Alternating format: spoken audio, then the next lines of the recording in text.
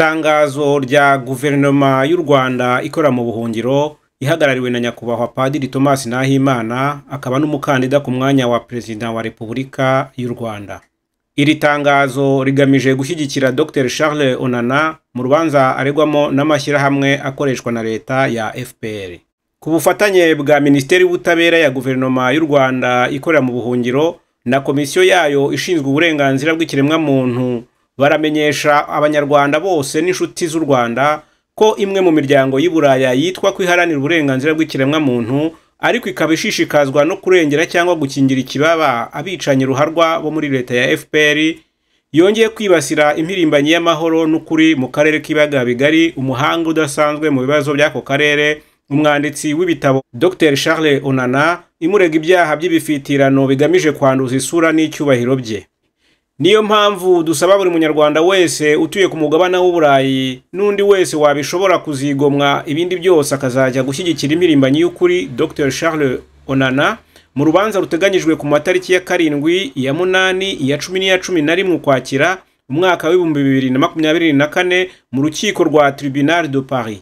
Tuboneho kandi no kwamagana imyitwarire y'iyo miryango ariyo FIDH, Survie France, LDH, CRF, Communauté Rwandaise de France, na Collectif des Partis Civils yigaragaje nk'amashyirahamwe y'abahezanguni bagamije kugirira nabi uwo ari we wese ugaragaje ukuri ku bwicanyi bwakozwe kandi bugikorwa na leta ya FPR ariko cyane cyane uwo mu bwoko bw'abahutu. Bikorewe i Paris kuwa 16 Nzeri umwaka w'2024. Jean Uwizeyimana, Minisitiri w'Ubutabera; Abdallah Akishuri, Komiseri mukuru wa Komisiyo y'Uburenganzira bwa Muntu. Waba ubabazwa n'akarengane kagirirwa abanyarwanda, waba ufite inyota y'impinduka, waba surambiwe igitugu cy'agatsiko k'amabandi yitwaje intwaro, isunge komisiyo ya leta ya Grex y'uburenganzira bwa muntu, utanga umuganda wawe w'ibikorwa n'ibitekerezo, wiyemeza kuba ijisho n'umuvugizi wa rubanda. Mbere yo kugungira, zirikana ko ntawe bikubereyemo. Komisiyo ya leta ya Grex y'uburenganzira bw'ikiremwa muntu ni ijisho rya rubanda. Uburenganzira bushobotse bumibereho n'abandi mu migirire yagennye ubwe atabangamiye rubanda nk'uko bazira kubimugirira nabo.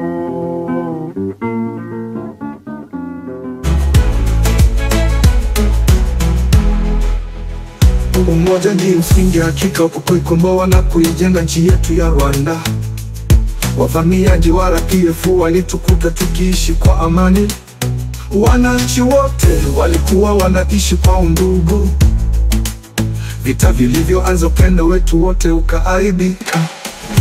Njoni wananchi, tuunge mkono Grex yetu na kiongozi wa kimara Rais Thomas Nahimana wa Rwanda.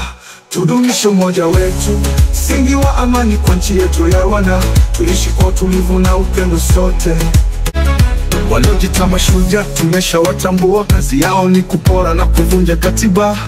Wanawafunga wananchi kiholela na umwagaji wa damu wao wanahusika. Njoni wananchi, tuunge mkono Grex yetu na kiongozi wa kimara Rais Thomas Nahimana wa Rwanda. Tudumishe umoja wetu, msingi wa amani kwa nchi yetu ya Rwanda. Tuishi kwa utulivu na upendo sote. Wasema uhuru unapisha midomoni, rushwa na wizi hawana mpinzani. Waguzi wa raia uko kileleni, sambazaji wa chuki wamevunja rekodi. Njoni wananchi, tuunge mkono Grex yetu na kiongozi wa kimara Rais Thomas Nahimana wa Rwanda. Tudumishe umoja wetu, msingi wa amani kwa nchi yetu ya Rwanda. Tuishi kwa utulivu na upendo sote.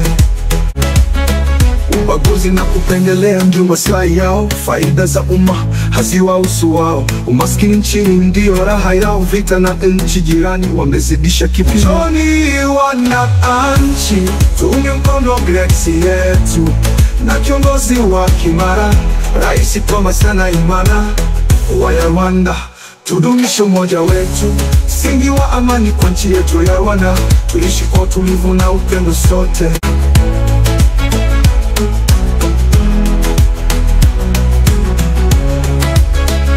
sasa tumeamua kugombea urais kupitia kura, tukimuweka mbele mgombea wetu Rais Thomas Nahimana, tuweke uongozi wa wananchi na wa kidemokrasia. Tulitulize taifa na wananchi wake, tujenge maendeleo na usalama kote. Njoni wananchi, tunge mkono Grex yetu na kiongozi wa kimara Rais Thomas Nahimana. Njoni wananchi, tunge mkono Grex yetu na kiongozi wa kimara Rais Thomas Nahimana. Wanyarwanda, tudumishe umoja wetu, msingi wa amani kwa nchi yetu ya Rwanda. Tuishi kwa utulivu na upendo sote. Amkeni tuhusike na miradi ya Grex, tushiriki kwa dhati, tuiunge mkono tume ya haki za binadamu ya Grex.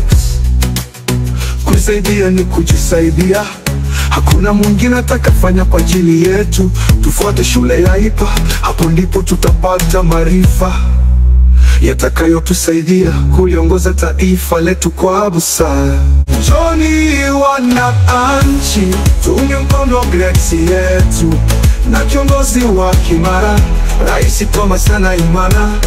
Wanyarwanda, tudumishe umoja wetu, msingi wa amani kwa nchi yetu ya Rwanda. Tuishi kwa utulivu na upendo sote.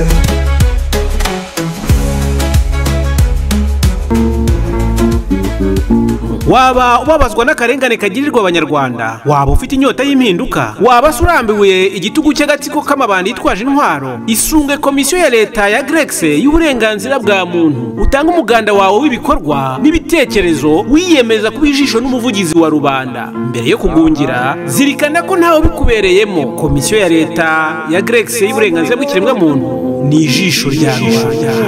uburenganzira bushobotse, umire